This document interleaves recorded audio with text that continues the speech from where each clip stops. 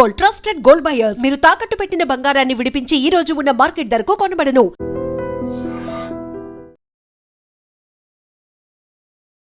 ప్రస్తుతం మనం ఉంది తెలంగాణ భవన్ దగ్గర. ఒక్కసారి చూడండి, విచారణ జరుగుతోంది ఒకవైపు, ఇంకోవైపు ఏమో తెలంగాణ భవన్ దగ్గర చాలా మంది కార్యకర్తలు, బీఆర్ఎస్ కి సంబంధించిన కార్యకర్తలు, ఎస్పెషల్లీ మహిళా కార్యకర్తల అందరూ కూడా చాలా మంది ఇక్కడ కూర్చొని నిరసన వ్యక్తం చేస్తున్నారు.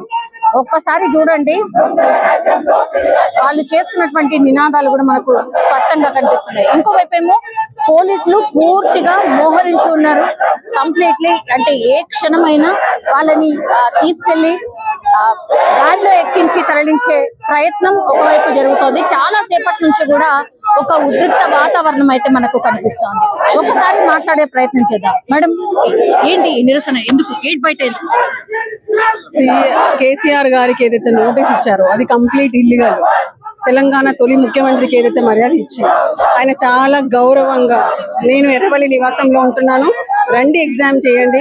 సో ఎగ్జామిన్ చేసేది కూడా ఏంటి, 160 సిఆర్పిసి చట్టం ప్రకారమే, స్పెషల్ గా ఏమి ఇవ్వమని చెప్పలేదు. క్రిమినల్ ప్రొసీజర్ కోడ్ 160లో ఏమంటది, అబౌవ్ 65 years వాళ్ళు ఎక్కడున్నా వాళ్ళ రెసిడెన్స్ దగ్గరికి వెళ్ళి చేయాలి.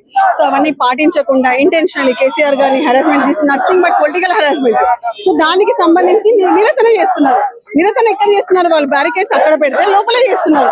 కానీ లోపల నుంచి గల్లా పట్టుకొని తీసుకుపోయి ఒక నలుగురిని ఆల్రెడీ వెహికల్ ఎక్కించేస్తారు. Why all those things? వాళ్ళకి బాధ అనిపిస్తుంది.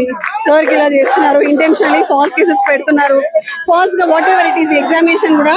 సో యూజువల్లీ ముఖ్యమంత్రులకి ఎలాంటి సంబంధం ఉండదు.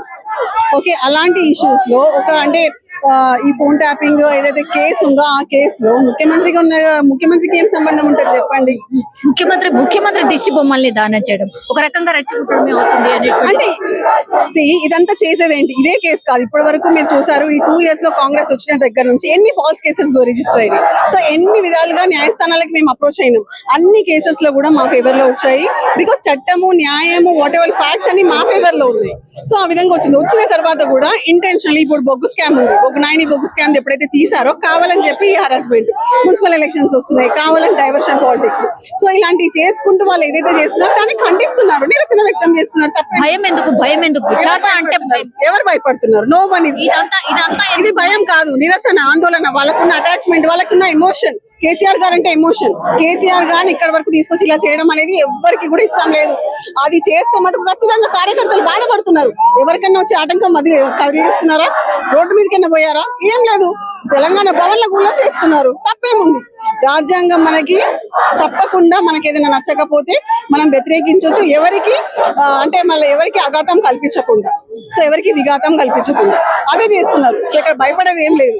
నంది నగర్ ఎక్కడైతే విచారణ జరుగుతుందో అక్కడికి కూడా దూసుకెళ్లే ప్రయత్నం చాలా మంది చేస్తున్నారు. సో ఆపే ప్రయత్నం ఇక్కడ జరుగుతుంది. ఇప్పుడు కార్యకర్తలు కేసీఆర్ గారు అంటే అందరికీ బాపు.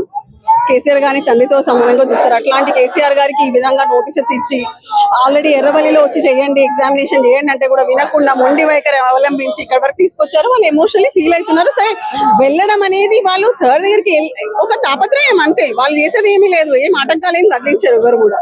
సో దానికోసం ఇంతమంది పోలీసులను నుంచి చేయాల్సిన అవసరం లేదు. ఆల్రెడీ మేము ముందే డిక్లేర్ చేసాము చాలా శాంతియుతంగా నిరసన చేస్తామని. కావాలని వచ్చి తాళ్లు కట్టి వాళ్ళందరినీ పుష్ చేసి ఒక లేడీని కడుపులో పంచి చేశారు, అమ్మాయిని. ఇప్పుడు సో వాళ్ళని హాస్పిటల్ తీసుకెళ్లారు. ఒక సీనియర్ అఫీషియల్ చేశారంటే ఆమె ఐడెంటిఫై కూడా చేసింది. పొత్తి కడుపులో లేడీని గుద్దాడు. సో ఎందుకు? ఎవరు భయపడుతున్నారు? ఎవరి అగత్యాలు చేస్తున్నారు? ఎందుకు చేస్తున్నారు? అవసరం ఏముంది వాళ్ళకి చెప్పండి. ఒక కెమెరా పర్సన్ కూడా కెమెరా ధ్వంసం చేశారు. ఇప్పుడు నేను ఏమంటున్నా, ఏబిఎన్ ఆంధ్రజ్యోతి మేము కంప్లీట్ గా వాళ్ళని బ్యాన్ చేసినాం, రావద్దని చెప్పినాం. ఓకే, లెటర్ ఇష్యూ చేసినాం. మా సెక్రటరీ సోమ భరత్ గారు చాలా క్లియర్ గా మేము ప్రెస్ మీట్ లో ప్రెస్ ముఖంగా ఆ లెటర్ ని కూడా ఇవ్వడం జరిగింది. మాకు సంబంధించిన ఏ విషయాల్లో వాళ్ళు రావద్దు, కవరేజ్ చేయొద్దు, ఆర్ మేము డిబేట్స్ కి రాము, మా దగ్గరికి వాళ్ళు రావద్దని. So what made him to come here, what made them to come? చెప్పండి మీరు. అవసరం ఏముంది? వద్దని చెప్పారు, రావాల్సిన అవసరం లేదు. ఇప్పుడు మీరు ఎన్నో ఇయర్స్ నుంచి ఇంతమంది ఉన్నారు, ఎవరినన్నా అలా చేశారా? ఎవరినన్నా ఆపారా? లేదే.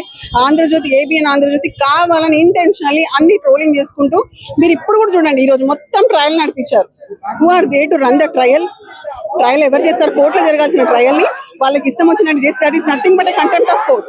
సో వాళ్ళని రావద్దని చెప్పిన తర్వాత కూడా అన్నెసెసరీ వచ్చి అందరిని దొబ్బుకుంటూ రావాల్సిన అవసరం అతనికి లేదు.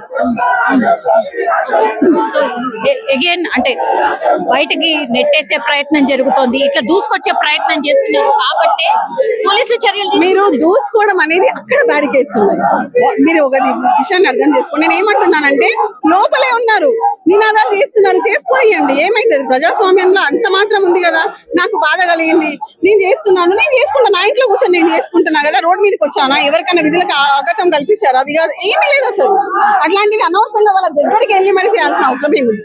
నేను ఇంతకుముందు సీనియర్ అఫీషియల్ కూడా చెప్పాను, ఎవరైనా రోడ్ మీదకి వచ్చి ఎవరైనా మిమ్మల్ని ఇబ్బంది పెడితే ఖచ్చితంగా మీరు యాక్షన్ ఏం తీసుకుంటారో తీసుకున్నారు. కానీ అలా చేయట్లేదు. పెద్ద పెద్ద లాఠీలు పట్టుకొని వాళ్ళందరినీ పుష్ చేసుకుంటూ చేస్తున్నారు. ఇంకా ఎంతసేపు విచారణ జరిగే అవకాశం ఉంది? అంటే మనం చూసాం లాస్ట్ టైం కూడా ఆల్మోస్ట్ 7 వరకు 7 అయింది. సో ఇప్పుడు కూడా న్యాచురల్లీ ఏదో చేసాం లోపలనే చూపించుకోవాలని ఒక తాపత్రయం ఉంటది.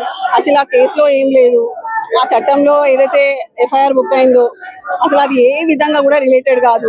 It's false case, fake case, unnecessary కావాలని చెప్పి విపక్షాలను బెదిరించడానికి పొలిటికల్ హెరాస్మెంట్.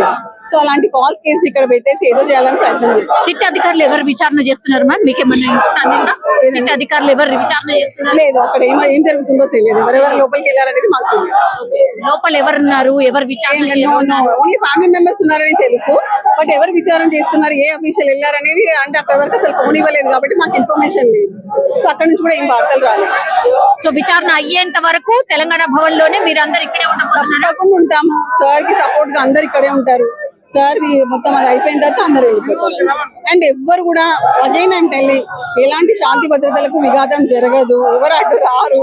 వాళ్ళ ఎమోషన్, సార్ అంటే ఎమోషనల్ ఇదికే పోతున్నారు.